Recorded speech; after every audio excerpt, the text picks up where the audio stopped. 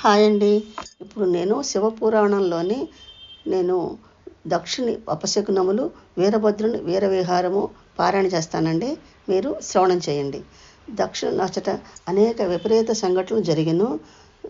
సూర్యచంద్రులు తమ మూలకాంతిని వీడియుండిరి. మింటి చుక్కలు నేలవరాలనారంభించెను. వర్షధారలుగా రక్తమే కురియసాగెను. కీటకాదులు గాలిలో నటునుటు నెగురనారంభించినవి. భయజనక వాతావరణం ఏర్పడి ఉండెను.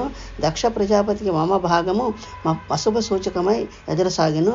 అగ్నిగుండమున మిడతల సమూహము ఎగిరిపడుచుండెను. అగ్నులు పొగలు కక్కుచు భయము గొలకు సాగెను. అచ్చటనున్న ఋత్విజులను మనులకును ఏమీ తోచక తిక్కమక పడచొచ్చిరి. వారలా మహోత్సవమునకు నాశనం చేసి ఆ వీరభద్రుడు ప్రచండ నృత్యము గావించెను, విహరించుచుండెను. అతడు భద్రకాళితో పాటు తన యాగ విధ్వంస కార్యమును ఆనందించుచుండెను. అంతలో దక్షిణ భార్య అయిన శృతి మొదలగు వారందరూ అక్కడికి వచ్చి శాంతింపు వీరభద్ర అని స్తుతించిరి.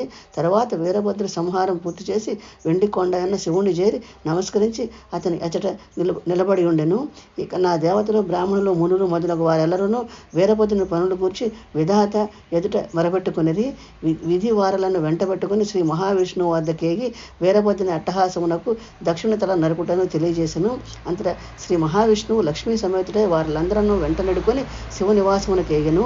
ఆ శివును శివుడు పరబ్రహ్మయందు నారాయణ మంత్రము జపించుచు వీరభద్రాది గుణములచే పరివేష్టితుడై ఉండెను. శ్రీ మహావిష్ణు శంకరునితో విచారము మానము, నీ కర్తము తెలుసుకొనుము. దక్షిణ పాపములకు ఫలితం ఇప్పుడే అనుభవించుచున్నాడు.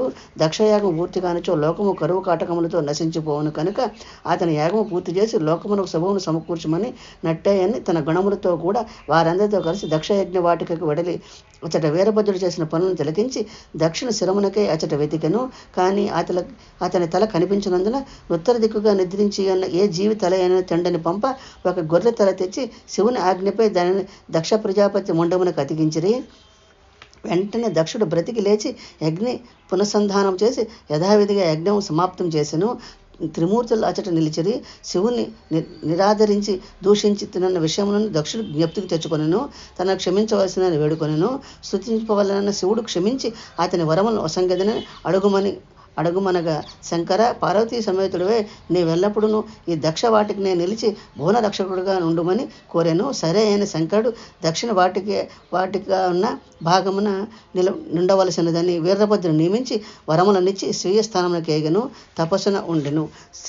నా ఛానల్ను కూడా సపోర్ట్ చేయండి, సబ్స్క్రైబ్ చేయండి, లైక్ చేయండి, షేర్ చేయండి.